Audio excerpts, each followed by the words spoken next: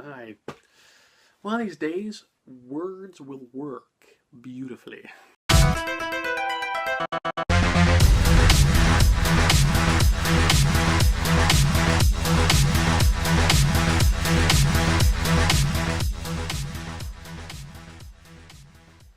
everyone, it's Jason from GameRave.com, otherwise known as Danger Boy, and this is GameRaveTV.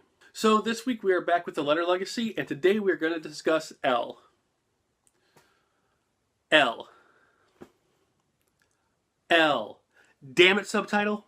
Now, the letter L has a nice little healthy corner in the PlayStation alphabet. It has 21 games to its name, a couple of kids games, a couple of great role-playing games, a couple of good adventure games, and the like. It also has what was my personal trigger game.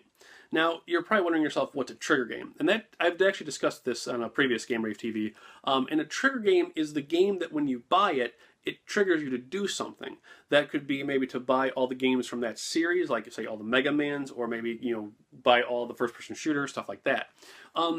Lunar, and to a degree the Working Designs games, was actually the trigger game that made me start collecting variants for the PlayStation. Ooh.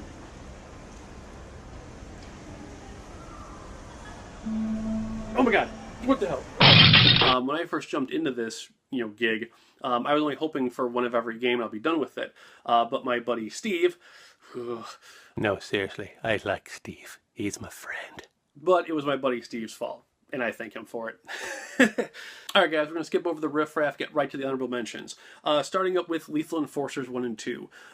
Personal favorite arcade game of mine. It's actually a light gun game with both Lethal Enforcers, obviously 1 and 2.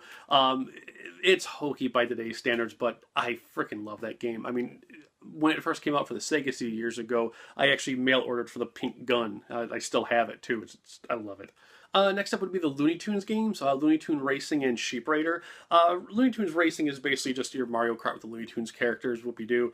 But Sheep Raider is actually really fun. You follow Wile E. Coyote and the sheepdog from the Looney Tunes cartoon. It's actually a really fun game. A little bit of a stealth/puzzle game, oddly enough.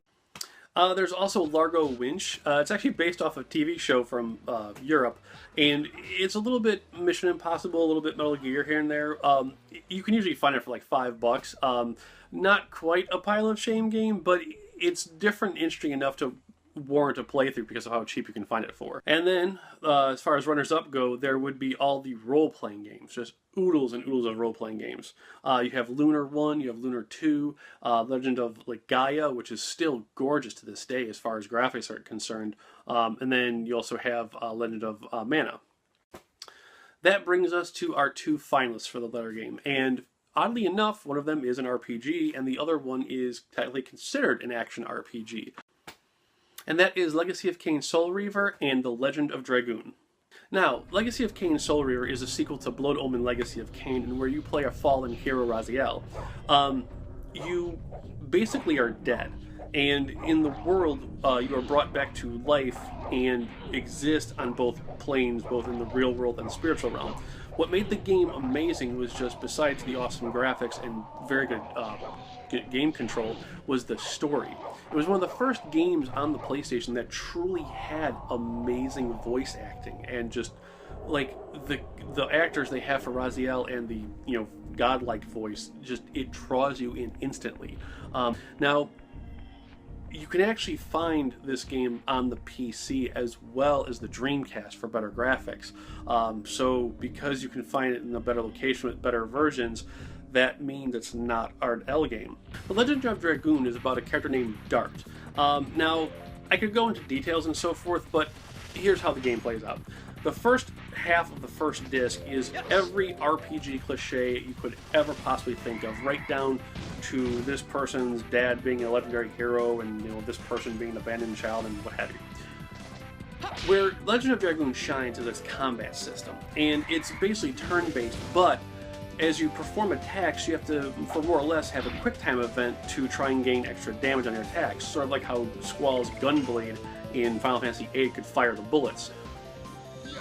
This gameplay mechanic keeps things fresh, as each character has different attacks and different patterns. You can also essentially become a winged angel, hence the Dragoon part, and that gives you even more powerful attacks.